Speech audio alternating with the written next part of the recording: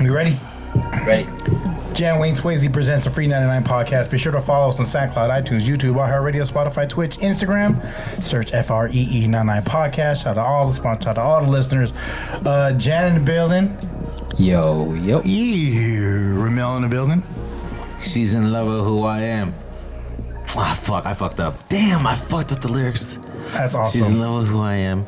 Back in high school, I used to bust it in the dance. All right, my bad. I am the good homie Gus Customer Service. Damn, that's the first time I fucked up in how many episodes? Special guest on episode 165. Creative director, designer, brand consultant, always hustling. Always. Creative director. Come on. Brand erector. Oh, whoa. Yo, add that. Pick that There up. you go, and put that on my business card. Let me design your LinkedIn, dog. Let's go. Brand1, aka Mojo Brand. Joe. Thank you. What's up, sir? Right on. Thank you. Cheers, Appreciate cheers, it. cheers. Started right. There you go. I know Brand This is his best man because speech. I used to. Shout out to Salem and Emil. Brand used to do those parties with Let's Go Wireless. If I'm bringing it back, Wow. right? Blush. They Sometimes were a F&As. sponsor, huh? Yeah, Let's Go Wireless. You're right. Oh, I did that with them, huh? Yeah. I don't even remember that. I'm blocking out those days. Blush is a boot camp now, like a booty boot camp. To be honest, Blush days was probably towards the end of my nightclub career. I have a shirt. I got pushed out of the city and I ended up in Burlingame. Yeah, because the city got weird. Yeah, I think they were tripping off hip hop a little Yeah. bit, and what it the- was kind of stuff was going down that probably shouldn't have been going down, and I think we always just wiggled in to get in where we could fit in, and we did it. You got Yeah. pushed out the Burlingame, huh? I don't know if I got pushed out, but it was an open door, and I always took, I always walked through open doors. So. That's Yeah. true. Blush fucked with us. It was a. They didn't trip too much off the dress code. They were cool. There was always hella cops though. After the Hey, fact, it's Burlingame, man. it's Burlingame. It is. What are these guys coming over here to All these brown guys. Yeah. drunk? All Let's, these let's follow them out of What here. is this riffraff? No, I love Burlingame. I have do too, Great man. people. I have a shirt that you made. I had a couple shirts. Shout out to Jackie Jimenez who laced money equals power. Do you remember that one? Money equals power. I love that shirt. I don't even know if people understood it. No, they didn't. I just did signs. Yeah. So we did the money sign. Yeah. Everyone knows that. It's the Yes. universal money sign. Yes. We did the equal sign. Yes. Just 2 lines. Mm-hmm. And then the third icon was the power sign. You might have to look at your phone or any, to figure it out. So it was just 3 Yo. icons. It was the money equals power. But then I spelt it on the back.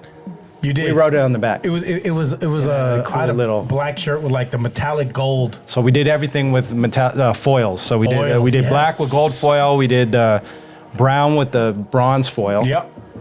And then we did a white with the silver. You were one of the first ones as far as like tees that would do like side prints. I did do a side print, some type. So at that point, I think, Like the bankroll shirt. You know what I'm talking about?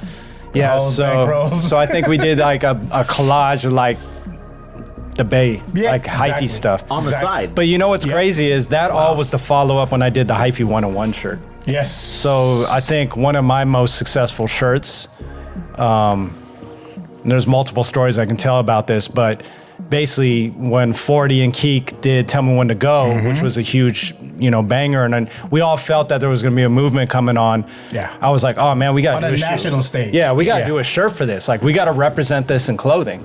So I actually hit up 40 and, presented to him doing this shirt. Yeah. Can I ask you a question? Yep. Does he talk like he raps? Yeah, man. Was he like, oh, what's up, Brad?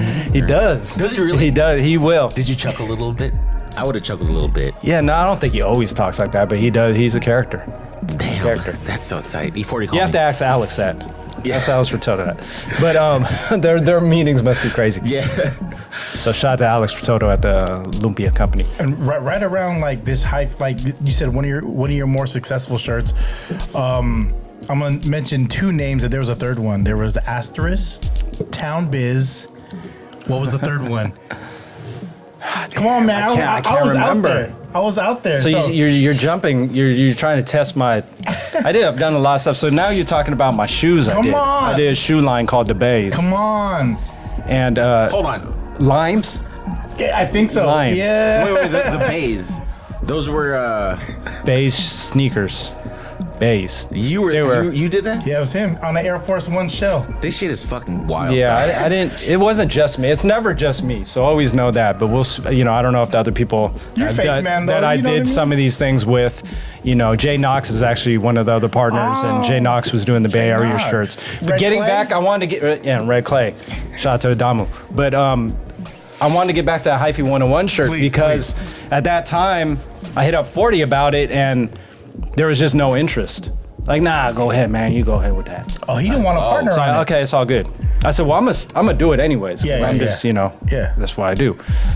So we did it. And when I say we, it's it's really me and I think Cisco. Obviously, Cisco was involved. Shout out to Big Mr. body Cisco. Cisco. Shout That's out my to Cisco. brother. So, but what we did is I did all these complex graphics. So I did like one, I made a little artsy and little angles and stuff. And then there was a third one I did. It looked like a Microsoft Word. It's like Hyphy 101, bullet point, Checklist. whatever. I forgot what I put, right? Yeah. Like it was And like then Arial I font or went out something. there and like I think I had the office at I don't know where my office was at the time, but probably in I don't know how long ago this was. Daly City? Colma or somewhere. Yeah, Colma. Yeah. So I showed it to a bunch of people and they all picked the simple one. And I was like, well, if that's what they want, Yeah. that's All the right, one we're let's gonna do do. So what we did is just to test the market. We did black shirts at that time. It was the tall tees. Yeah. It was the Nonas? Pro. Pro Might have Club? been Nona or Pro Crux or Pro some. And we did that. We did a black shirt, white ink on black shirt. I think a black ink on white shirt. Yeah. And what we did is we went to 40's record release at Amoeba Music in Emeryville. Come on. And it was raining that day, but the line was through the park, out the door, out the parking lot, down the thing, and then so me and Cisco rolled up, and like we did 100. At that time, we would only do a minimum of 144, which is 12 dozen. So we did 12 dozen. 12 dozen. It's a dozen. So we did 144 units. Jumped out, started from the back of the line, Yeah. and just say, "Hey man, we got this shirt, man, and you say we just want $20 for it." And then like has all the how to go dumb. Friend had said like Bay Area representative or something. Right. 'Cause I didn't like big like text graphics on front. So I did it. I just started going down that line and just every single person would buy it. And then the people who didn't buy it, they would see everyone buying it. Hey man, let me go get that. But to the point where for these people, I don't know who these people were. And I'm still not close to 40. We have a lot of, there's a lot of Working relationships. There's a working relationship, and there's people that we work with and that we're partners with, and then they're partners and whatever. I'm not doing anything currently with them, but someone came and was like, "Hey, bro, you can't be selling. Like, we need to take that money, and this is all. You can't be doing this and that." I was Oh, like, and it was just you and Cisco. it was just me, really by myself. I remember at this time, and then they came up to me trying to threaten me. I was like, "Nah." I was like, "Hey, Cisco, you gotta talk to my man." Cisco comes up like, "What's up?" So, y'all can't. He's like, what's up? The tone changed. Like, what's up, sir? what's up, really then? what's up? Yeah, what's up? It's like, no, we cleared this. We asked 40 and I told him we asked 40 if we want to do this. He didn't want anything to do with it. Oh man, I'm just looking out for my mans and this and that. And y'all go ahead. So I remember it. So it was, Cisco has always been that guy who's gonna have my back, right? And just like I have his back, right? And how I have all my friends' back, but he has a Shout out to Jan for getting Brandon in the building. Jan's a homie. Jan is definitely the homie. I'm definitely here because Jan reached out multiple times. Yeah, I have that funny ass story about Cisco, man. When I was in 7th grade, dog, I went to school with Salote back in Altaloma, and there was some like trouble, and then here comes Cisco, like a fucking warrior, just the tallest dude amongst like 7th graders, just kind of walking in like 7th grade. Who fucking with my sister? Oh yeah. And I'm like, yo. Whew, he'll still do that right now for his sister. Yeah, dude. And he's a lot bigger now, so. Hey, shout out to you, Cisco. Yeah, that's my dog. But what's funny, we left that place. It was starting raining more, and I was like, man, those shirts are getting all wet. We know it sells. Let's just go back and let's just figure this out. I went straight to Tan Fran Mall because I had an office near there, and there was a place called 2020 Fashions, which now Salem and Meal ended up, they were running those stores, and 2020 Fashion? it was called 2020 Fashions. That was pre-Fresh Apparel, and I forgot his name. One of their homies was running that, and I went over. It wasn't Fatty. It was I forgot his name, but anyways, we walked in there and we said, went up there to the counter. I was like, "Yo, man, I got these shirts. They're killing it. This and that. I want $13.50 a shirt. I got 50 left. I did 144, so I sold 98 quick, like 20 minutes out the trunk, really out the trunk, and then I put them on the counter, and then these boys came in to look at clothes, and then I was like, man, I got these shirts right there at 35. They all bought them. For $35. $35. No one was selling $35 shirts. And they all bought these $35 shirts right there, and dude was like, I was like, yeah, just pay him. Pay him the 35. And then he turned around, he's like, oh, I'll take all of them. They took all of them. So next day he calls me, he's like, bro, I sold all 50 last night. Wow. You came to me, it was probably 7 o'clock. They closed at 9 or 10. Sold all of them. Sizing then was like a medium to 5X. Yeah. Tall. There was no Tall. such thing as a small, tall, extra small. Tall. So I remember he hit me and he was like, bro, you gotta give me some more. I was like, yeah, I'm getting more printed. He's like, and I'm gonna talk to there's 5 2020 Fashions. So 20, okay, yeah, I do remember 20. So yeah. it was Sun Valley, it was Ceremony, it was Hillsdale, it was Richmond, and it was Tanfran. 2020 Fashion. So and the guy who owned it, in Salem worked at I think Concord, and Emil worked at Richmond. I forgot how it worked. Anyways, it came down to it. They were buying 500 a store every week, like clockwork. Every week. To the point where Cisco quit his job. He quit his job. I said, Sony, bro, right? I don't know where he was. I think at Sony or wherever he was working. I was like, bro, I'll give you $3 a shirt. We're doing $2,500, or maybe it was $1.50 a shirt because I wasn't making that much. I think we were doing $13.50. I think it was costing me like $9.50, $10. Yeah, did you up the price per shirt? No, I didn't. Wow. And I kept it the same price, and I was giving it to him for $13.50, which they ended up haggling me down later. But at that point, I gave him $1.50, and he was getting $4,000 a week, and he just basically handled production for me and made sure they got it. So every Friday we would rent a U-Haul. And then that's how many shirts we would separate, 500 shirts, and that was going for a while. Damn. I think I bought a couple nice watches after that. Yeah. That was good. From Highline Custom Jewelry? Did you buy No, I bought some, I think, real watches. Real? Yeah. I just want to circle back to because I actually wore those shoes, the bays that you're talking about. The box, it had its own box. It had a dust cover inside the box, black dust cover with gold writing, and it said bays on the corner. There was the asterisk, which was black and orange, which was a shout out to Barry Bonds getting the asterisk on from Mark Echo. Mark Echo actually bought the ball, put an asterisk on it, and said it was invalid because he was on steroids. Yes. But to us, we had someone who was really exciting to watch. Yeah. And we seen him, and he wasn't the only one doing it, so it doesn't matter. That didn't matter. I can't take steroids right now and hit a ball. Come on. Yeah, it doesn't help with aim. 756 times. Man. So you had the Town Biz, which had the elephant print on it, I think. it was that one was green, like a Kelly green and yellow. And then Mr. Fab wore it on his Ghost Ride the Whip video. Yes. That my boys actually directed. Yep. And then the limes, right? You said the limes were brown and like a green, lime green. It was like a nice cognac brown. That was laser etched. Yes. That was laser etched. All on an Air Force One shell. Like it was an Air Force One shell. It was a solid shoe. I wore them bitches down. They're somewhere in the Philippines right now. Because as soon as I wore them down, I was like, all right. Oh, they're in the real bay. Yeah. Manila Bay. And they were comfortable.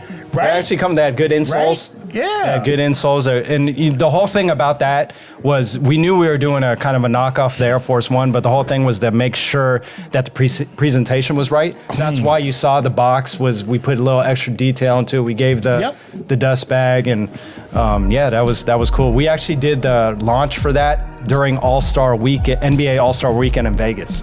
So we did a party in Vegas. Cisco and I, and actually the whole bay, everyone from KML was involved. A lot of people were involved in that, and we did a launch party which had Rich Boy, which was Throw some D's on it. Yeah. And DJ Unk. No, Walk It Out? Walk It Out. Walk It So Out. those are DJ the Unk. two biggest club bangers, which actually, my motion hooked that up when these guys. Shout out to He E, kind man. of knew they were going to be big, but when we signed them to this $2,500 all in for each of them, that included hotel, air travel, everything, and performance, all in. 8 months before the All-Star game, we didn't know they were going to be the biggest thing out there. Was this at Opium? No, this was at a place called. Now I can't remember. Me and before Cisco were Vegas, just talking about it. This It was before on the Vegas strip, but could not do on. hip-hop. But wasn't in a hotel, and it was called Empire Room. It was on Empire Rooms where Fatburger was. Oh, okay. So it was there.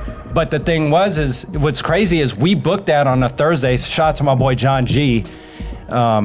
And Mo Vaughn, who used to play for the Red Sox, he actually came in as an investor. Like Big Mo one. Yeah. Oh, shit. So he came in. So John G brought him in. We always tap into our network to make stuff happen. But that event, we ended up getting the Thursday night, and then Friday, Saturday, Sunday was the Club Love owners from Washington D.C.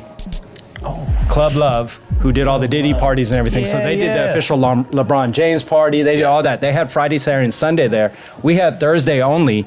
Those dudes come. Me and Cisco are literally sweeping, hanging up banners, setting up, putting out flyers, doing everything we got to do. And then along comes this lady with a clipboard and being like, bring this stuff in, put this here, this and that. Hey, you guys are doing a party night?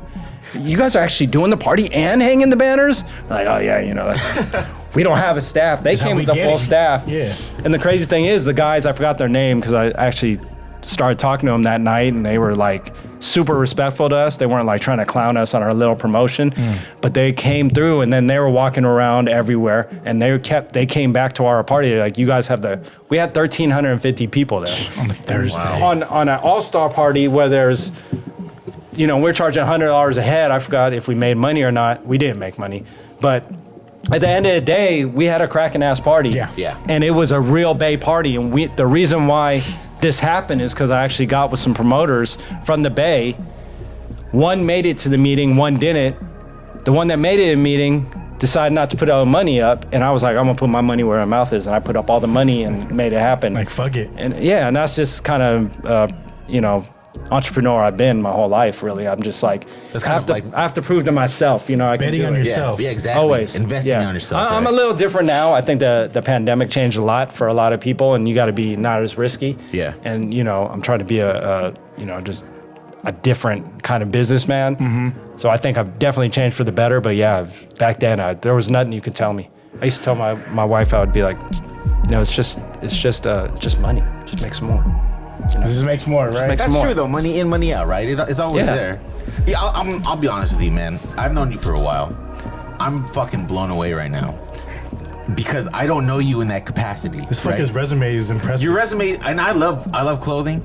I didn't realize you were responsible for Bays, and my mind is blown. But I know you because you and I did Muay Thai together, That's right. and like the most I would talk to is probably like in the locker room as I would like shyly change my shirt and shit so don't see my mantis, and I'm like, hey, what's up, bro? And I'm like looking away and stuff. I would have changed in the car. That'd have been me, though. But I mean, like, I'm assuming from what I know about you, as much as you've dedicated to the art of Muay Thai, you do that for everything that you fucking do. Yeah, it's crazy because a lot of people don't know about my Muay Thai background, which is, to be honest, I felt like I got into it too late. Yeah. Because when I got first introduced to it is when Ferritex came to San Francisco, which was the late 90s. Yeah. And a couple of my friends, That was like off of NS, right? yeah, it was By it was All-Star, right? near Second, I think. Yeah. I forgot what it was exactly. But a couple of my friends wanted to go, so we were like, did this introductory class, and I was starting my company, Brand1 Design, back then. And so we went, and then they're like, oh yeah, we're gonna sign up and we're gonna do it. So we're gonna go like twice a day. And I was like, Twice a day, bro. no one had no time for twice a day. I'm trying to start Brand1 Design. Yeah. And that was G Boogs and Gideon. And they actually stuck to it, and G Boogs is actually a striking coach for Oh wow. for Willie Shaw right now, who's a great boxer. And The producer G Boogs. G Boogs, yeah. Hey. Yeah, so That's a striking coach, dog. yeah, he is, and it's the same thing. And people probably don't know that about him, but yeah. Then I kind of got back into it because Mark Tubuso, moved in near one of my offices. So this is now over 10 years ago or whatever. Shout out to Mark. I got back. I got back into it. I was already doing a little bit of boxing. Yeah. And then, but I wanted more, and then it just went back. And then one of my boys, Marco Hernandez, who was a great kickboxer himself, just was like, man, Mark's next. Like, I already talked to him. It's all good. We're good. Let's go there. Yeah. We went there, and I just got the bug, and I just, at that time, since it was walking distance from my door, I would go there, get my ass whooped, and then go back. Well, not back to where I would go back, and then my boys, Mikey from Savs, who's now Mikey from Savs, but and Mojo Mike at the time. Yeah, and Jason Ramos, he owned a trucking company, and we shared office. Yeah. Like, they'd come back like, what are you doing? I'm like, oh, bro. I'd come back with like my jaw like limping, but it's a trip. Like, you're right. I went all in, and I got decent at it. I still actually do Muay Thai. Yeah. I'm still active, so I'm still going. I mean, I'm still sparring. The wild thing is that we had boxing class at 5:30, followed In by the morning. 5:30. No. At night, okay. 5:15, right? 5:15, and then after that, it was a Muay Thai class at 6:30, and then it was sparring at like 7:30. Yeah, I'd be. You'd be there I'd be till like hours. 9 o'clock, and I dog. coached the kids class. Yeah, bro. So I was doing a lot. That was Yeah. definitely, and then I'd be at the gym in the morning. Dude, I was going crazy at that time. At my height, I competed in Muay Thai, but I was also. Oh, you did smokers. I was doing that, yep. And then anybody who came to the gym, I was fighting. Yeah, you were. That's true. Like you were fearless, dog. Yeah, Andre, I don't know if I'm fearless. Remember but yeah. Andres Salas? Yeah. Yeah, I actually ran into him recently. Shout out to you, Andres. Like, that dude, he actually ended up becoming a turning pro as a boxer. And like you faced him like it was nothing. I mean, still now. I mean, I still, it's crazy. But like I was saying, at that same time, I was actually competing in the Spartan heavy too. So I was doing the Spartan, and I was like, I want to get my trifecta, which means you do these 3 different length races. Damn, my trifecta is like a pizza, calzone. I did that too. It's probably why. But my last when I hit the trifecta, it was in San Francisco. Yeah. It was like in 2017 or something, 2018, and I remember I placed number 86 out of 7,000. This is not that long ago. You said 86 out of This is 7,000? not that long ago. If you really think about it. Yeah. Jesus. Yeah, man. I mean, it's so crazy when Jan mentioned you, and I was like, oh, I know him. Like, yeah, that dude's a killer. And it was like, oh, but he also did this, and then this, round down the rap sheet. And I was like, holy shit. No, I love Muay Thai. I love martial arts, but Muay Thai especially because I just love the culture. I love it as not just for fitness for me. I just love the culture. I've been to Thailand. I've trained in Thailand. Wow. How was that like? It's hot. I ain't gonna lie. There wasn't that much training going on when I'd go to Thailand. We've all seen Hangover. I'd go. It's like Hangover. And the money go long, right? The Money goes long out there. But Yeah. no, I mean I've gone. I trained with some of this till 5 a.m. Come on. And then I'd be at the gym at 10 in the morning. It'd be 105 degrees, and Sounds you like my feel like you're kind gonna of cap. You know feel what like I'm you're saying? gonna die. And then you fight some Thai guy, and you get beat up, and then you're like, let's go drink. Like, dude's like 13. Yeah, and the dude has the gym as his last name, right? That's what they Exactly. do out there. Well, yeah, they like, become. this guy's John Fairtex. Like, Yes, what the fuck? exactly. Yeah. Yeah. So, have you ever incorporated like that culture into any of your designs? So I have helped some gyms with some clothing, especially Evolve. Yeah. Wait, did you design some shorts? I mean, the Evolve gear, which I still help with. So Evolve Training Center in South San Francisco. Shout out to you, John Gennaro. Hey, no joke. Real quick story. I asked my friend Steve. I needed a coach because I was like overweight, and I was like, I need somebody who's an asshole. And he's like, I know just the guy. And he introduced me to John, to Coach Jay, and he helped me lose like 80 pounds. Oh, shit. Yeah, and I just love his business, so I just gained it all back, and I'll be there soon. You just want to reason why. Yeah, so Jay would help me with the Spartan. Yeah, and no wow. bullshit. He took the time to do some personal boot camping with me, but then he would take me to the stairs out in Pacifica. Yeah. I don't know what they are, but he would take me there. He would give me a 30 or 40 pound rucksack vest, and he would make me sprint up these things. Holy shit. I was so in shape, and he can do it all too. So it's not like he's just like, hey, do this. Like, these guys are a real deal. Like, Evolve, like, and it's family oriented. This shouldn't be an Evolve commercial. Yeah, but shout out to Evolve. What if it is? Can you take off my monthly, please? No, but I still pop in there, and I'm actually involved with some other gyms too. But me and my son and my daughter are actually still doing Muay Thai. So that's dope. That's dope, man. Yeah, I love it. So, what I remember, like, just you're talking about like training and like we touched lightly on fashion. I remember how deeply involved you are with the Manny Pacquiao camp. Oh yeah, Like, that's. How many podcasts we got? This could be a 4-part episode right here. But yeah, I mean, yeah, that was a. How did that happen? Like, how did that intro happen? Because you caught his wind early. Yeah. You know what I mean? I mean, I gotta thank Mike from Savs, Mojo Mike.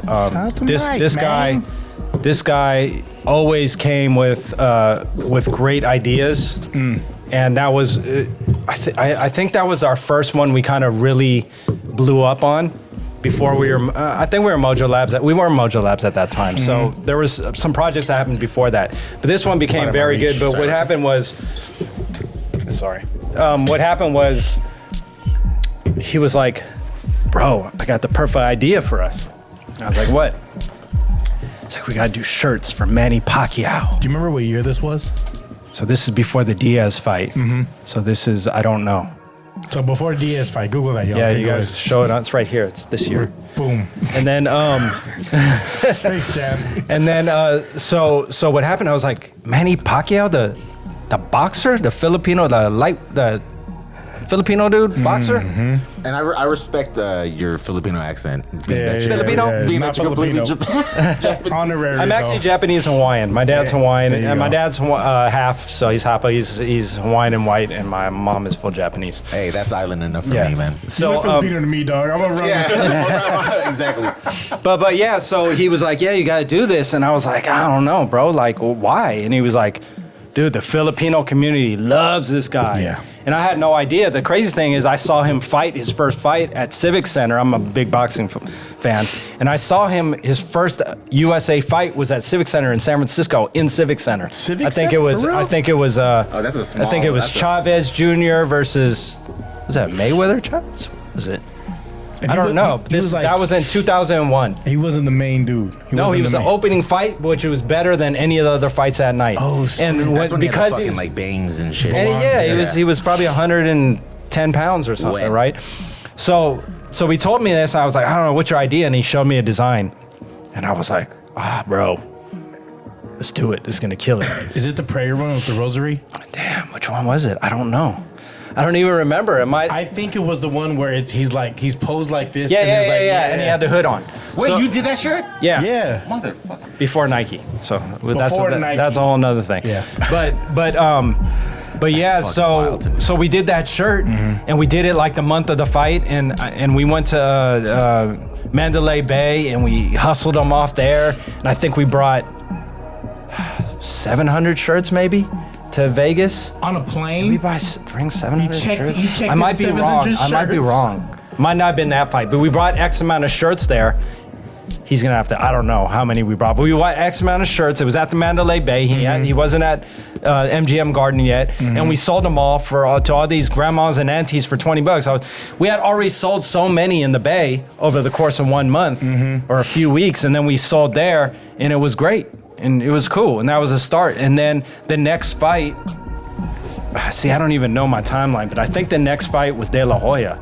I think it went Diaz. He went up to D because he fought Diaz at a higher weight class, and then I think he dropped back down. Then he went to De La Hoya, and then he went to Hatton, then he went to whatever. So De La Hoya. So at the end of that fight, we always knew like, oh, they're gonna do this prayer at the Mandalay in the morning. So we got there, and then someone comes up to us wearing all Team Pacquiao, like, hey, you guys do these shirts because Manny loves it.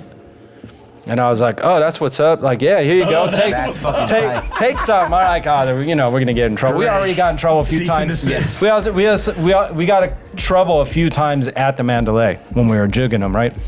And then, so thinking of it, nothing of it, we gave it to the girl, and then it's cool. And so we find out the next fight's probably 6 months away, and it's the De La Hoya fight, and we get a call like 2 weeks before the fight, and like, hey, this is Jackie.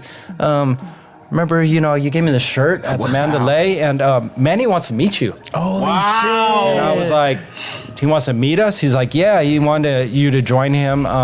He'll be working out at the observatory, the Griffin Observatory in LA, and then he wants you to come to the gym, wild card, and then Damn, he works at an observatory, dog. Yeah, there's this trail there that he run. So we did it. So me and Mike were like, oh shit, this is crazy. We were already working on the other shirt. We were already juking him, and then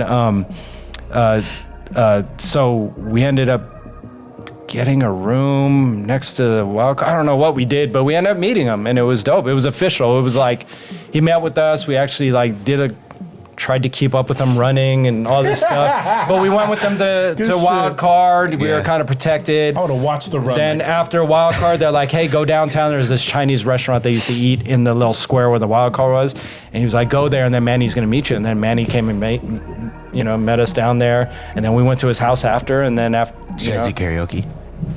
I mean, we were kind of just taking it all in. You know what I'm saying? So there's all these OG Filipinos and like, hell of people in one space. There's a lot of people just kind of, on them. And that was like pre-Bible Manny. That was like... he was getting down, And then, so it was cool. So we got a chance to meet him and kind of I think we brought a case of shirts for them.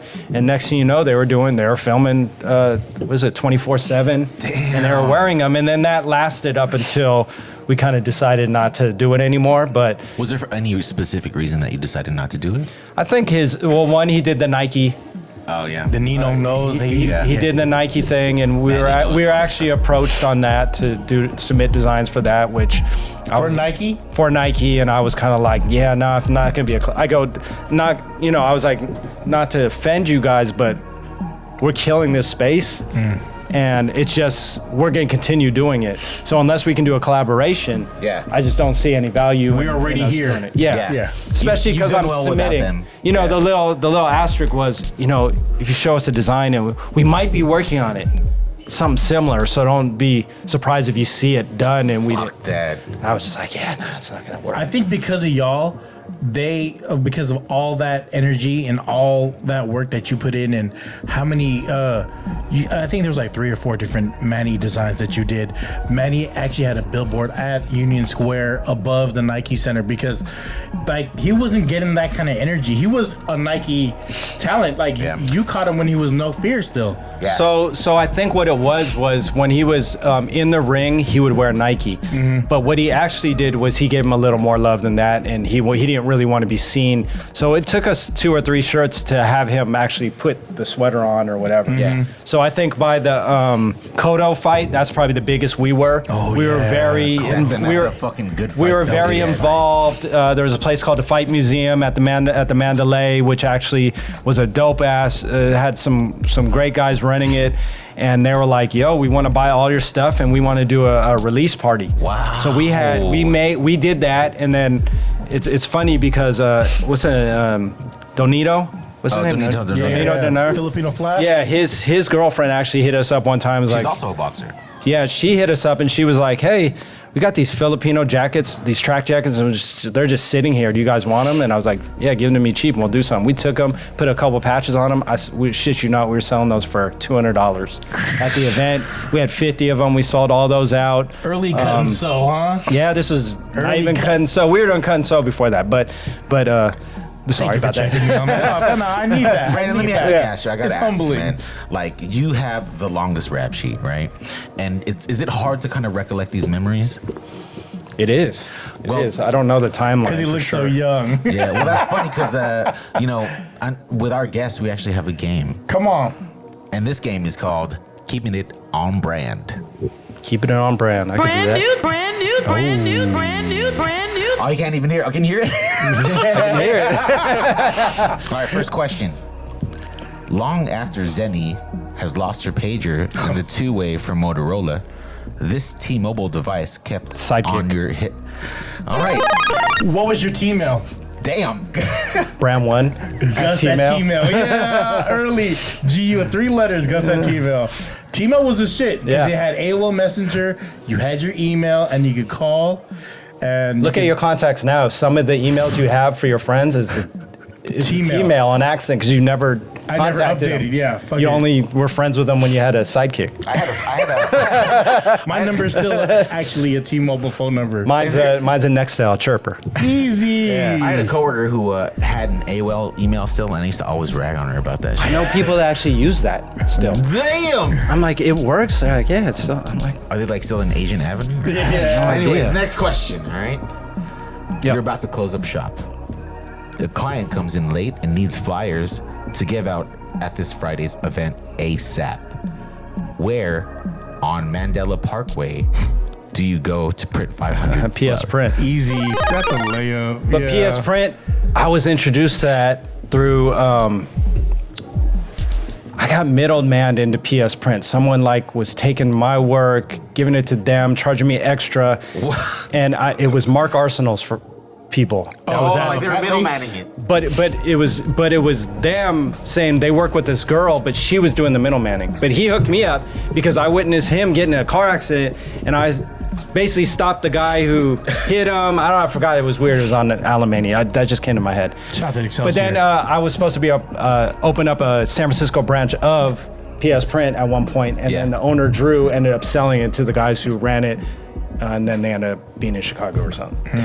Yeah. Well, let's see if you remember I was this their one. top sales guy, I'm sure. Before Diamond Supply, what shiny stone themed brand was designed to be worn in the streets and also in the club? What?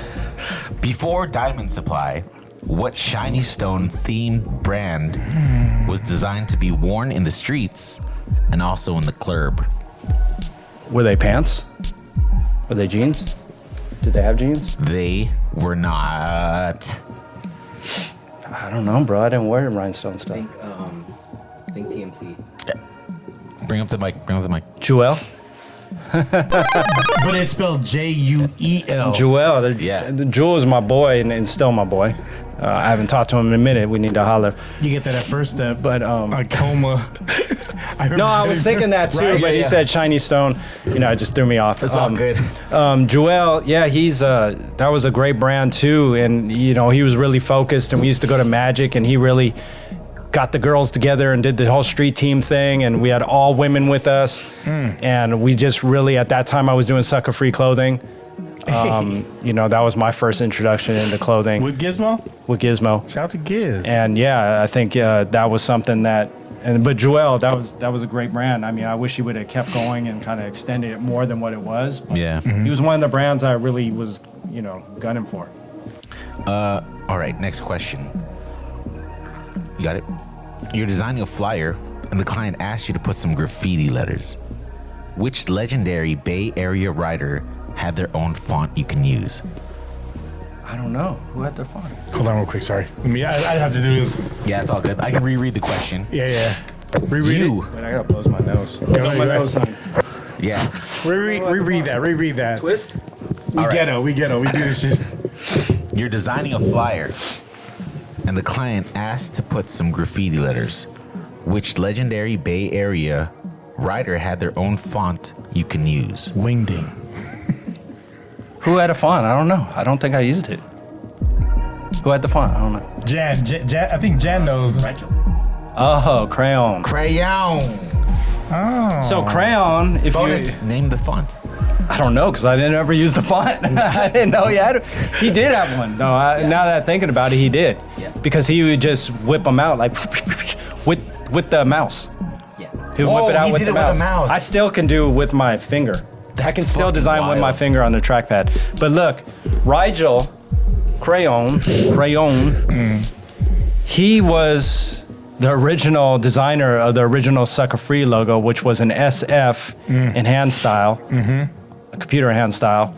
And he just whipped that out quick for Gizmo. And if you guys don't know Gizmo, Gizmo was actually a legendary break dancer, b-boy from a group called KNT, which is called Knuckle Neck Tribe, would end up being a rap group, and it became, it was a big thing. Come see Was a us. Filipino guy, and these guys were running Shout stuff. out to Giz, man. But Rigel was the original guy, and I don't think he wanted to do design. And I was coming out of school learning how to use programs like Photoshop and Illustrator. Illustrator was my shit and still is.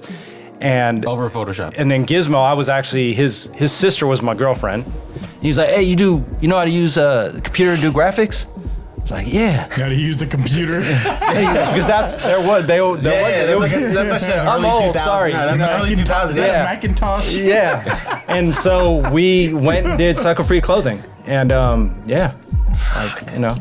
I have after your questions, I have a follow-up question and something you don't have to Cheers answer. to But that. I have a follow-up question. Yeah, cheers. I got 2 more. Cheers to that, man. Hey, cheers to your fucking memory, dog. Cheers to that resume, doggy. Yeah, God. Sheesh.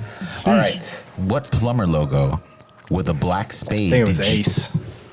Ace Plumbing. All right, man. That Jan. Can I just finish the question, dog? I know these. I had no damn. idea you were going to ask me these things. But I said it because Jan's pretty proud of this. Why? Because Jan was my guy. This guy, Jan, you guys don't see Shout him out on to the Jan. camera. Yeah, Wayne Wayne Swayze. I know this is your it- episode, but we gotta shout out Jan, man. This Concrete motherfucker rocker. is talented as shit, dog. Yeah, he is. So his actually, it's bean dope, all right? Yeah. So Let me ask you a question. Who has better hair? probably him right now. This is down. See, Yeah, this is down, he bro. puts it down. I'm not putting I saw him as this shit was like bouncing down the stairs. I was like, oh, this motherfucker has an idea. Combed it out before you picked him up. He feathered it back too. Damn. No, Swayze. but Jan was my guy because I don't even know how we were trying to figure out how we actually met each other, but Jan was one of those guys who's always been down to be creative. And Yes. if Jan Fuck wasn't yes. working on something, and I'm not an illustrator, I can't draw by hand, but Jan can draw anything. So me and him just worked so good together because I could just tell him, Jan, draw this, and I'm pretty good at art direction as far as kind of knowing what direction. Yeah. But even if I wasn't, Jan would at least attempt to do some dope. I think at first he was going super all in, crazy, and I was like, ooh, I don't know, that's a little too much for our clients. But man, we used to do some great stuff, and I probably have some original sketches that you've done. But Ace, it was just a spade. It was like, but I think he tripped because it's on the. No, I think it's on the side of the freeway or something. Like they have a big billboard or. Oh wait, is it the one with of the guy? No, Is I that the think one it's near just. Ceremony? I think it's a spade. I don't know. There's no guy. Jan's still running then, huh? Jan's still Yeah, I up in think these they're down streets? off of the 280 or something. Damn, he's putting the concrete in the concrete runners. Rockers. No Rockers. runners. Fuck. That's the other- different. Shout out to both of them. My bad. That's different. Yeah. But yeah, shout out to y'all. Last question, all right? I'll listen to the question first. All right. You're eating at. I appreciate that, man. This is the only time I get my shit off, right? You're eating at Toppings, and you're about to pay for your meal. What 2 Bay Area radio show DJs are permanently posted behind the counter? Is that?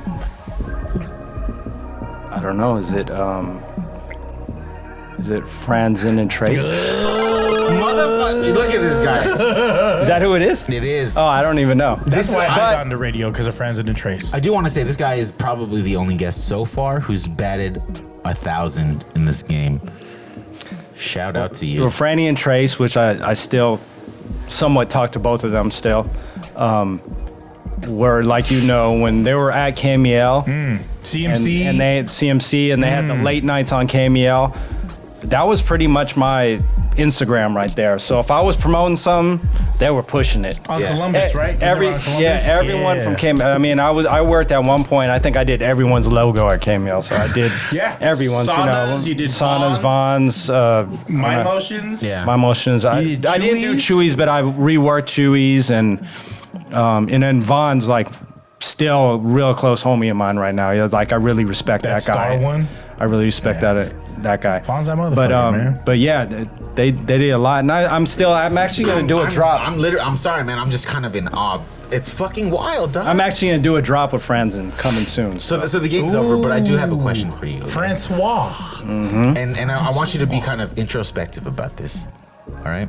I know as a designer, it's kind of hard to see, but I want to give you. Hold on, I had a question real quick. Go for it. Sorry. Because he said sucker free. When how'd you feel about the whole sports city thing? You know what I'm talking about, right? Mm-hmm. I'm not trying to say names of individuals, but you know when I say that, there's a particular person involved, and I felt like it wasn't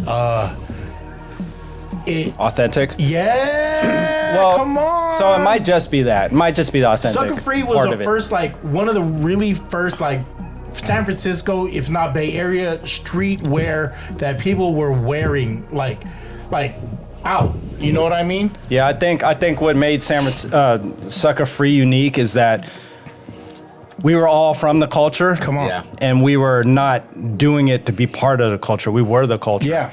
So I think what we were doing was very organic. Yeah. And shout out to Alex Aquino, because a lot of this happened from his warehouse.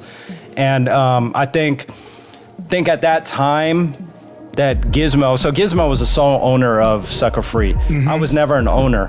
I was the only probably designer. I mean, Gizmo was a designer too, but I actually had the ability to put it into digital form. Mm-hmm. And I used that as something to learn from. Mm-hmm. And then I think just like I was learning graphics, I think he was also learning how to run a business. Mm-hmm. You got to realize none of us knew how to run businesses. Right. Y'all fresh out of high school when this happened, right? Or some yeah, no, not I wasn't out of high school. I'm not that old. Damn, I'm sorry. Been a fucking while. You were in I was out of. So I am that old. Thanks, Gus. It was like college. I was out of college. I was out of college. Fresh out of high school.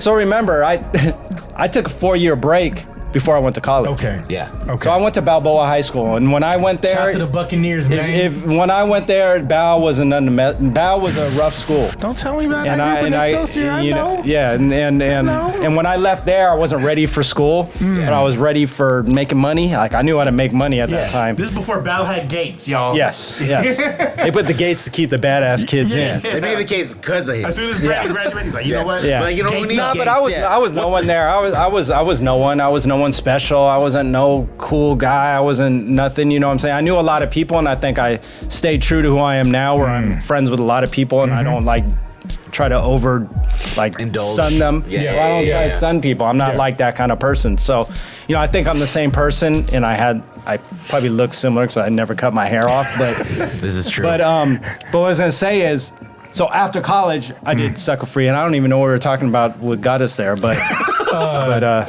Sports City. Sports City. Giz started it. Giz started it, and just so I was saying, as we were learning how to do a clothing line, he was learning how to run a business. So I can't even fault him for making the choices he did. I actually have some friends that I fell out with because of Sucker Free, because I actually, got them involved, and it didn't. Like I said, we were learning, so it's like people think we got money and we're gonna put it in here and it's gonna work out, and it didn't. And a lot of stuff happened where kind of friendships were tested, and I still have like a couple people that I wish I can actually reconnect with that kind of went bad there. Majority of those people I'm still friends with, but there's a couple of people that were really close to me that I'm not as good friends with, and I would actually like to connect with them. But I feel that though, because what it is it's the intention, right? You had the intention of having everybody eat at the table, so you shared that with them, right? And then you didn't know, like, it could have went up or down.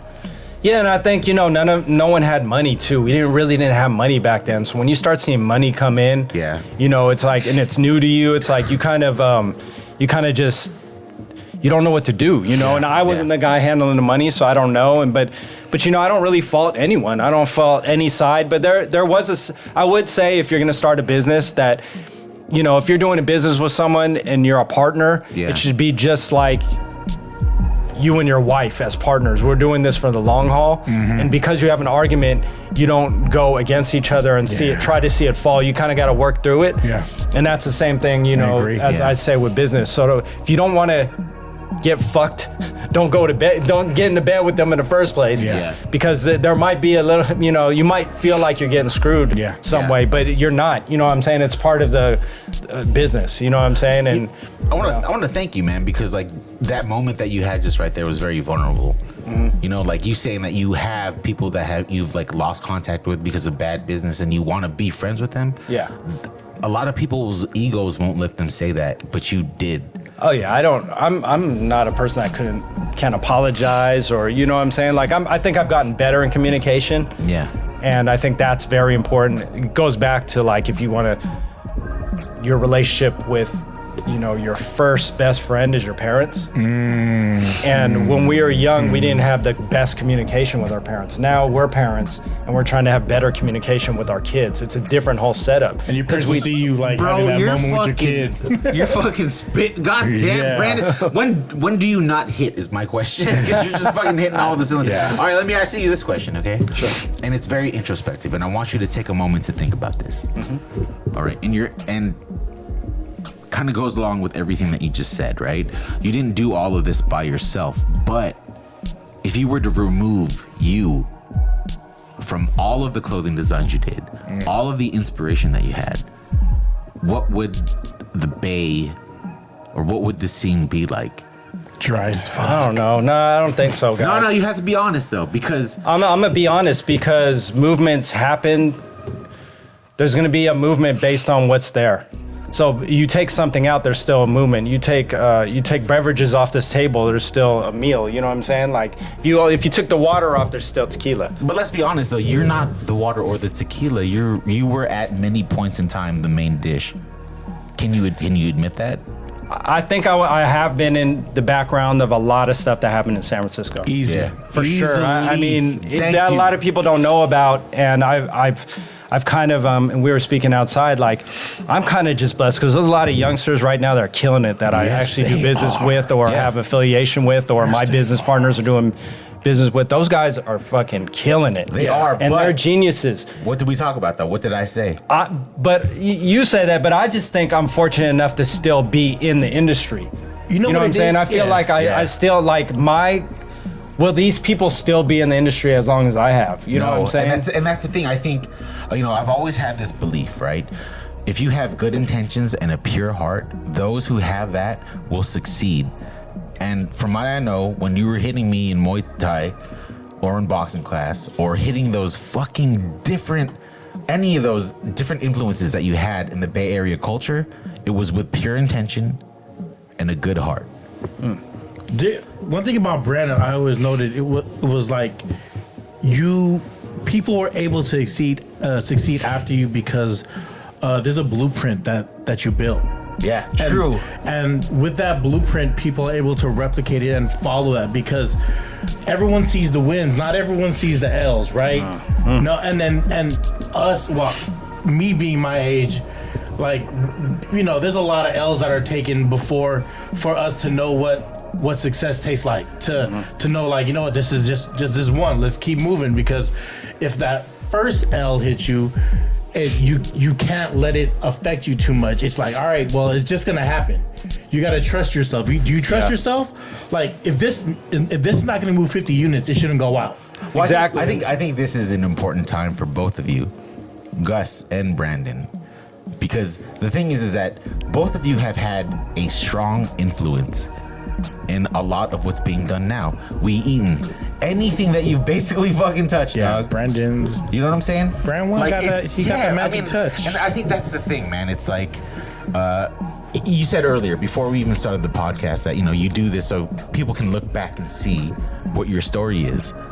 And even if they don't actually hear your story verbatim from you, they can see your influence in anyone else. Same with you, Gus. You know this. Like I said, I've been following this man's work a long time. And what was the first thing he said when he sat down? That he was one of the first people I knew who ever did a podcast. Because I asked him, I was like, didn't you do a food podcast? And this is a long time ago. Before it was called a podcast? Yeah. See? It was a vlog. A vlog. A video log of memories or conversations. Cisco was supposed to be on. He was supposed to get me into like a Samoan restaurant that's on Geneva. It never panned out. Oh, yeah? Yeah, but shout out to Cisco. I don't even know if they're So around. I just want to say, from an onlooker, and being in awe every time I come here and do the podcast with Gus. I'm in awe when I'm here with you. Just thank you for both of your bodies of work.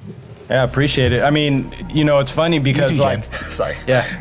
Thank you for your body, Jen. It's funny because I like I said, I didn't want to do podcasts before because I was like, I'm not where I want to be. You know what I'm saying? So Yeah. it's like, well, who wants to listen to me? You know what I'm saying? Yeah. But then someone did tell me, like, if you're gonna leave a legacy, it should come from your mouth. You know what I'm saying? You need to share from you and allow people to ask you questions because you have private conversations with certain people, but Yeah. you don't speak to enough people. And it's true. And I did. What's funny is at one point, and actually Jan was there. I was helping teach like a branding class at Skyline College, and I felt really good doing that, and it was cool until like one year it snuck up on me, and I wasn't prepared, and I felt like I was doing a horrible job in it. But because of that, I'm actually gonna have my own online how to start your own clothing line class. Yo. So plug take right note. now. Yo, This is take the first note. time I'm actually talking about it. If you go to brandonmurio.com/teach me, you can actually Link. yeah, you can actually. The link is right here. Wait, me here too.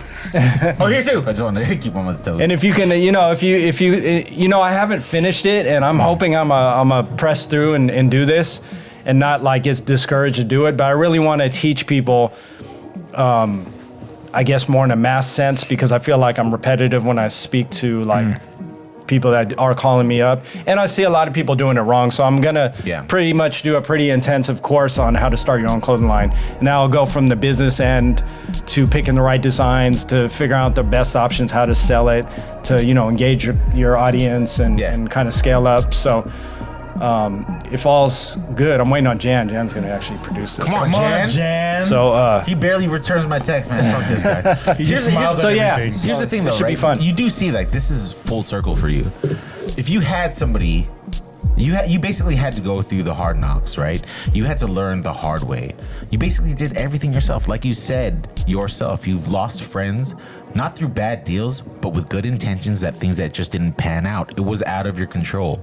yeah, But now you're taking the time yeah. from being a senior art director. Come on. Not art director. All right, just be senior. Let's just say senior, to actually taking the time and teaching these youngins how to fucking do it.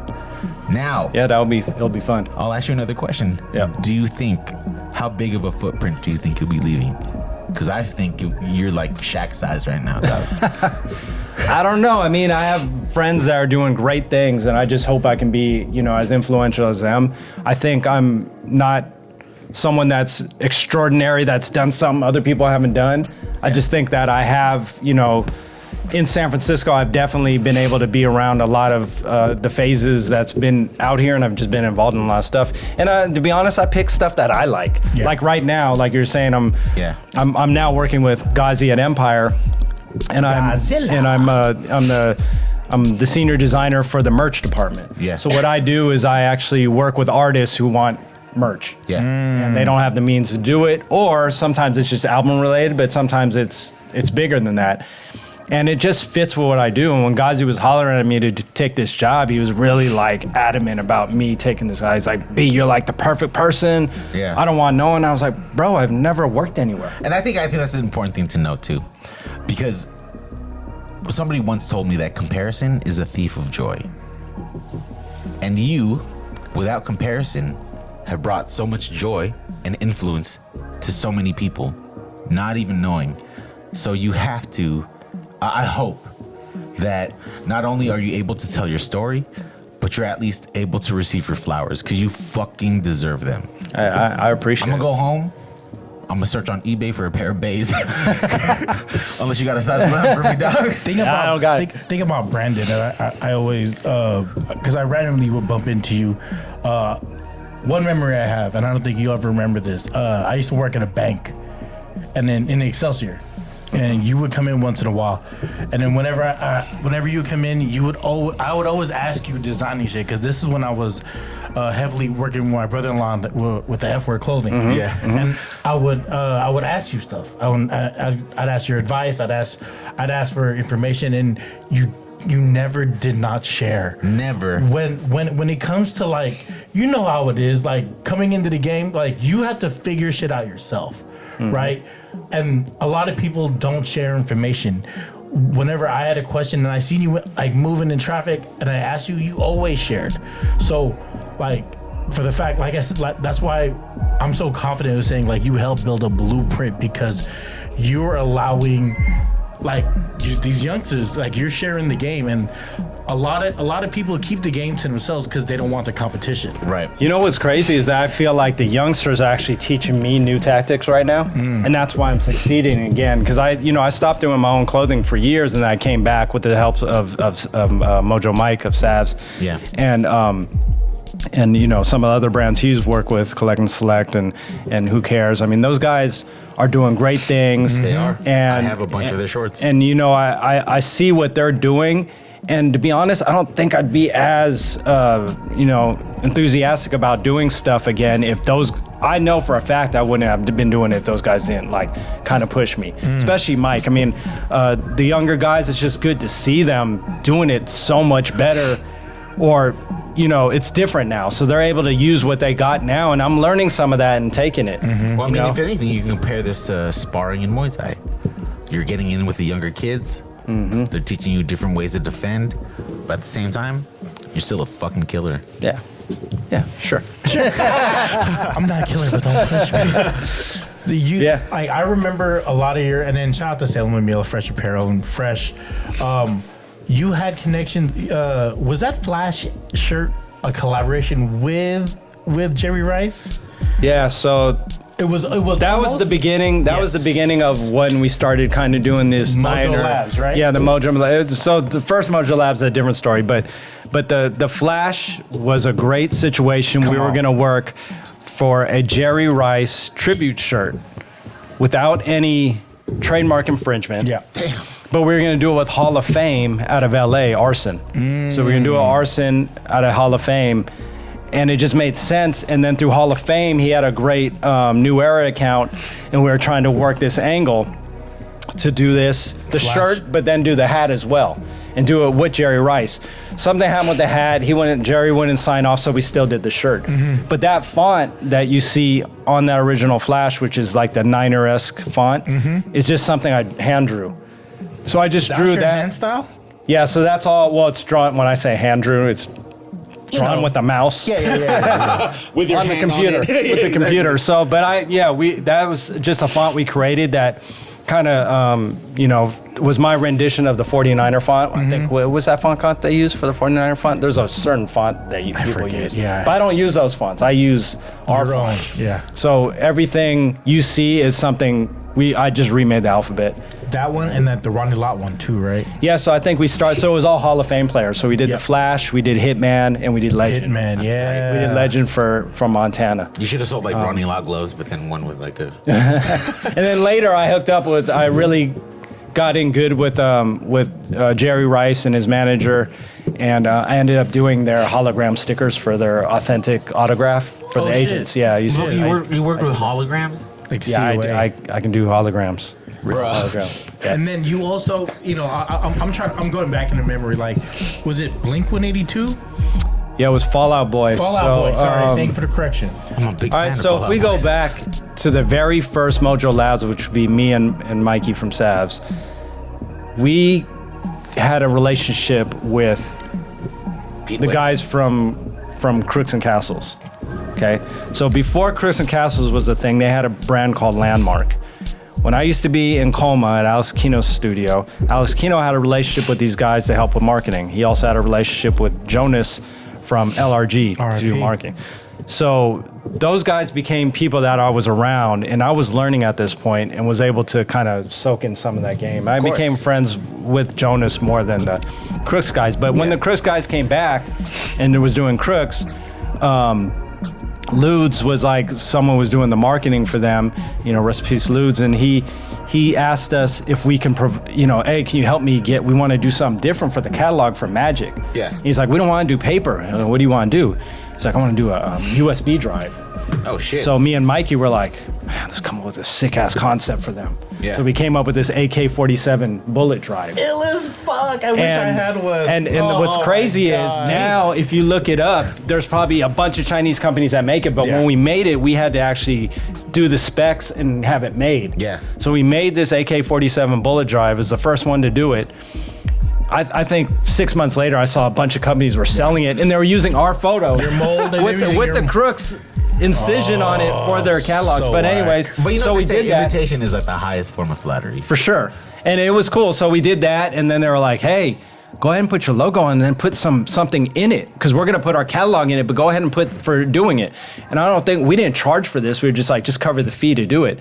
So we had to come up with a name, and we came up with Mojo Labs. We were like, what is one of actually Mike's friends, who became my friends, had a company called Secret Sauce. And we're like, oh, that's so sick, Secret Sauce. He's like the secret sauce when it comes to these collaborations. And then we came up with Mojo Labs. And, just to get that mojo back in there, and we can create that, Mojo Labs is a pretty fucking dope name. Yeah, so it was great. And so we made that and put our little M logo on it, and we put this ill-ass video inside, which was like a brainwash video. Yeah. I got to find all that. But we did this sick-ass, ill-ass brainwash video that kind of came from my love for watching the show Lost. Yo, I've never gotten into Lost, dog. Yeah, I've never seen Lost. My boy Marvin, shout out to Marvin. I always shout you out. Fuck you. He always watches Lost. Dude, that was the first show I was it called? Binge watched. I went over the other day and like he was watching the last episode of Lost and he was like shushing his girlfriend like he hasn't seen this like 3 or 4 times, dog. So that was our first thing, and we did that, and then out of that, I get a call one day. We did that. That was cool, and then that became actually our retail product because everyone wanted it. They saw we put it on this like military necklace, and people were walking around with this bullet drive with the catalog, and we just killed it. Next thing you know, they were ordering hundreds or thousands off us, and they were selling it. And they knew how to do the press thing. They can do the hype beast thing. But anyway, so I get this call to my phone, and they're like, "Hey, how you doing? This is Pete Wentz. And I'm from Fall Out Boy, and I saw what you did with Crooks, and I want to do something like that." And I'm like, "Who?" Yeah, exactly. Pete what? I was like, "Pete Wentz." I go, "Hey, look up Pete Wentz." Google this motherfucker. So we're at the office. Yeah, like ask Jeeves about this shit. Yeah, we're at the office, and like Pete Wentz, and I'm like, "Okay, that's what's up." Like, what? She said, "Okay, that's What do you want to do?" He's like, "Man, we got our band is, I don't know if you know anything about it. He was from Blink-182. I'm sorry, he's from Fall Out Boy." And he's like, "Yeah, Mark Hoppus is from Blink-182. From Blink-182, who I guess is the god in alternative music at that time. Remixed one of our songs, American Sweetheart, and we want to basically do this thing where we're going to just create this whole marketing scheme, but we need to do it with the USB drive." And so we made this thing called the Octo Drive. The reason why it was the Octo Drive, because Mark Hoppus, they called him the Octopus, and it was crazy. Pete Wentz was a guitar player, yeah. and then Mark was a singer for Blink-182. And totally wrong. Yeah. So Travis Barker, I think he's thinking about. So Todd, this guy, one of our mutual friends, Todd, he's from a brand called Project X now. Yeah. That Love you'll that see. movie. You'll see. It's a brand. It's a brand. Yeah. It's a good movie. So, anyways, he basically lined all this up, and he just threw us a bone, and that's what I loved about Mikey. He always had because he was from the corporate world at first, and in marketing, and he was able to line that up. But yeah, we ended up doing this thing, and this was when Twitter was brand new, Yeah. and we lined up a scavenger hunt. So we made 100 of these flash drives. The same thing. We're like, just pay the cost of it. Yeah. And then it got bigger and bigger, and they're like, "Hey, can you provide a shirt, and we'll pay you for the shirt?" And then so they did that, and we did a shirt, and then we did all this other content in there. And what we did is we did this scavenger hunt to find these things. And our first one we gave away to test the market, we used Twitter. They used Twitter. I was like, man, they have hundreds of thousands of Twitter followers, right? They had 99,000 Twitter followers, something crazy, right? And then we did this thing, and Todd, who's a great mind in marketing, he was like, why don't we have them, do these clues, but the last clue will be in front of the Twitter building in San Francisco. Yeah. So they did this, and I think we did it. I think Todd did it. They would just say, "Hey, this guy's going to be tweeting something." I don't know what happened. Anyways, he puts this out, and we see people running down the street within 2 to 3 minutes. All white kids. Wow. And they're running down, and it's like the first person, we're kind of standing on different sides of the street, and you have to find the guy and ask him some funny question. Yeah. And then the person got it. And then they got the Octo Drive, and then they got to get the tour of the Twitter building. Wow. So they got to go in, and that was our first one. And then we had launched this thing with them that it was a scavenger hunt. It was a worldwide thing. So they gave it to what's his name? The drummer, Travis Barker. There was different, people that were on tour all over the world. And then at the end, we made 2 gold ones. Who has them? Let me get one. And we had 2 gold ones, and they announced it. There was a show on MTV called It's On with Alexa Chung, and they announced it there. And the funny thing is how we leveraged this for us to get Mojo Labs big was every time they spoke about it, they had to mention that it was from their friends at Mojo Labs. So hold on, so you're saying you're on MTV? So so they said it on MTV, and not even that, everywhere. Like the editor of MTV News gave out one. Like it was everywhere. And you can look it up right now and look up Octo Drive and Mojo Labs, and you'll see it. We got millions of impressions off that, and that was, then we did something with Alicia Keys after that, and then we did something with different NFL players, and we did stuff with, it just went crazy. And it was funny because Mojo Labs was kind of my breakaway from the monotonous design work I was doing for all the Corporate San America? Francisco, no, just the San Francisco promoters and clothing. I just wanted to get away with it, and I wanted away from it. And I wanted to do stuff that was fun. I just wasn't having fun. I was making a lot of money. I'll tell you right now, that's fucking crazy. Yeah. Because when I get tired from work, I just play video games. But you're over here fucking creating a movement. Yeah, I don't play video games at all, and I still work like all the time. But All right, you don't have to rub it in my face, dog. I get it, all right? I'll stop, all right? Just... it is what it is. But I mean, that at that time, that was kind of my breakaway. And then, shit you not, I kept telling Mike, you gotta quit your job, quit your fucking job, fuck those 9-to-5 jobs. And I remember he was at a bar with his boss. And he was kind of drinking some of this, right, like this. Yeah. And then he calls me up and he's like, B, I'm gonna flip this coin. Heads, I leave this company, I quit, and tails, I stay. And he's flipped it. He's like, it's heads. And he quit that company, and he smashed the glass over his boss. Now his boss was hella cool, and then he just came in. I had an office in South City at that time, and he came in with me, and you guys went to Evolve. that was Mojo Labs. I mean, then we started Mojo Labs, and we did a lot of stuff after that. I have to say, right? Which I'm still doing. To say. We're approaching time. I do have to say, we're talking about Mojo Labs, right? This is not even the tip of the fucking iceberg, right?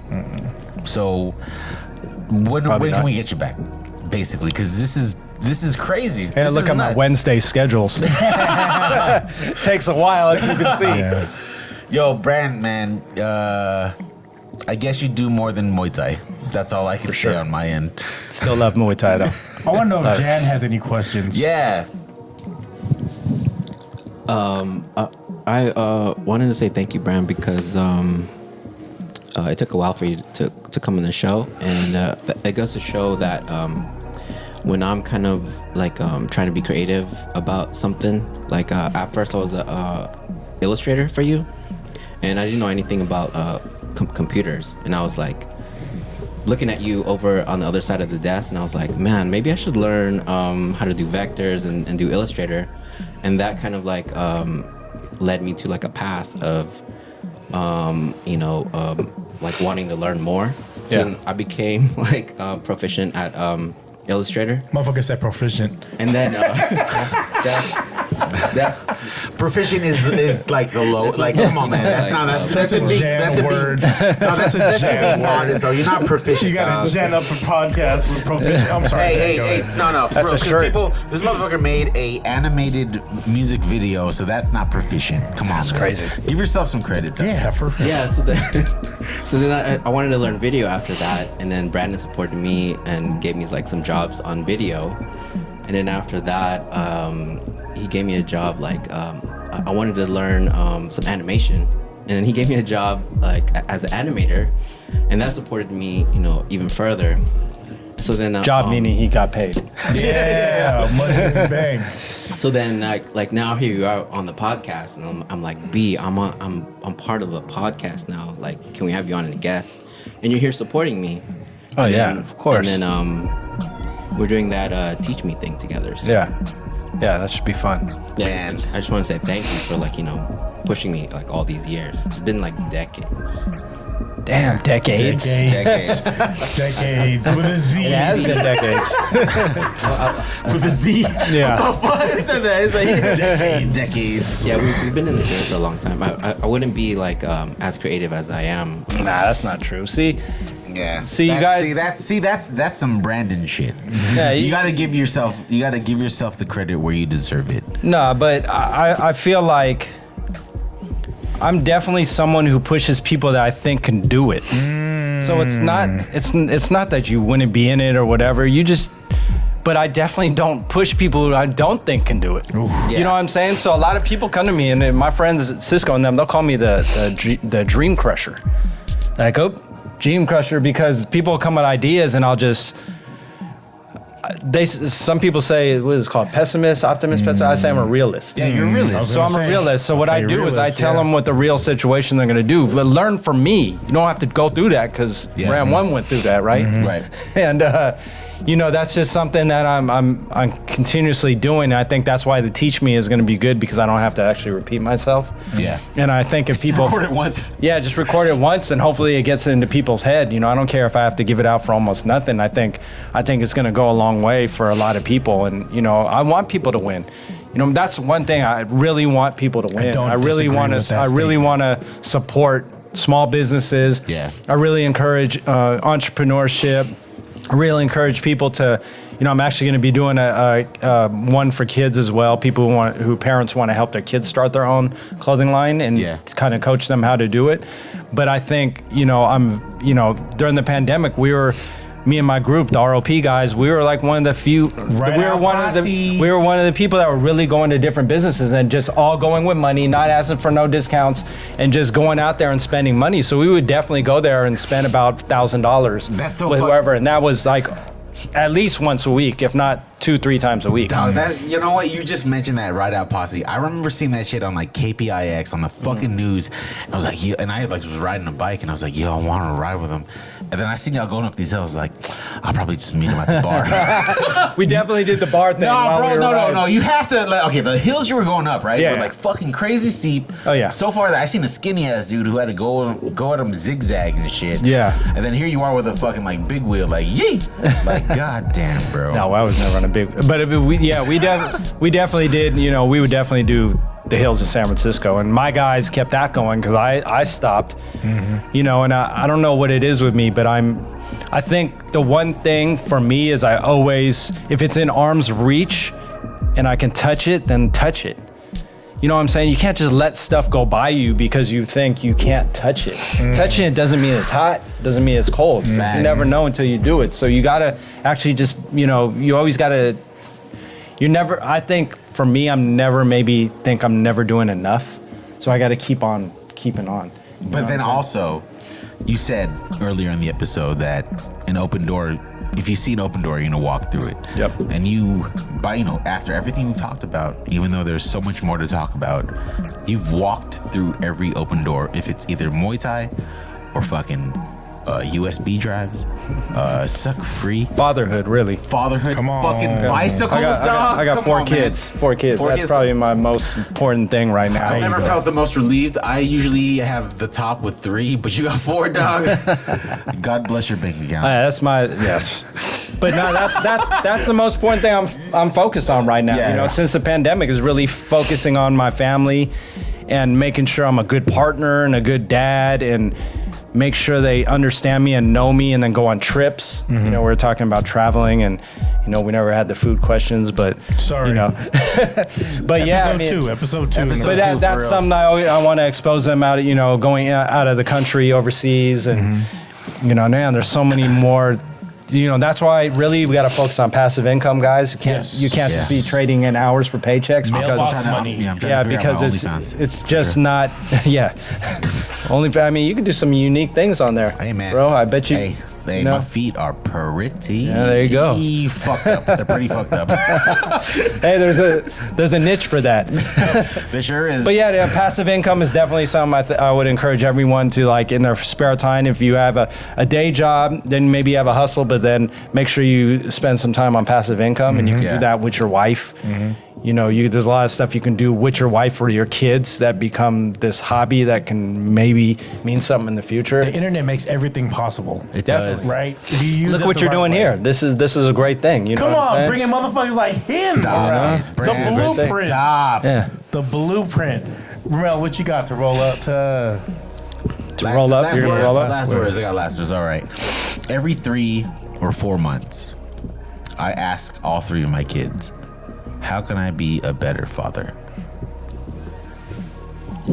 Give me the new phone, Dad. And if they say something bad, you're fucking grounded. No, I'm just playing. No, Works but I mean, every I think I think there has to be a sense of humility.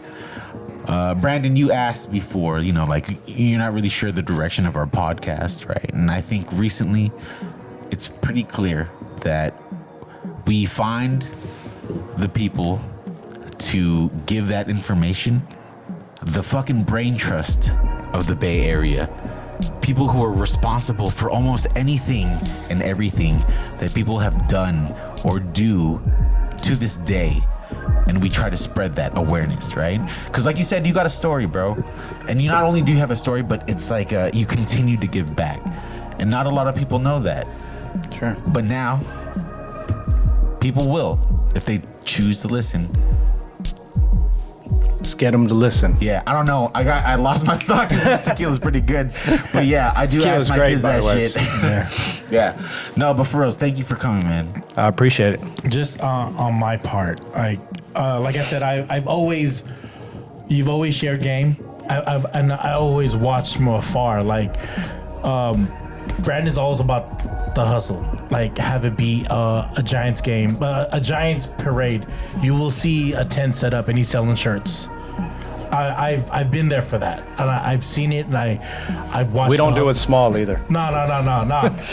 It's big, you go people wise XXX and number wise. And they have your size. If you go there early enough, you get it first. I've been a witness to what you put your hands on, and I've been a witness to how you share game. And like I say, the blueprint is very important, and it makes it easier for our younger generation, even our older generation who want to get involved now, because everyone got a brand to do something. And I'm just very appreciative for your time and your feedback and your knowledge. Because everybody got a brand, but we got brand 1. Come on.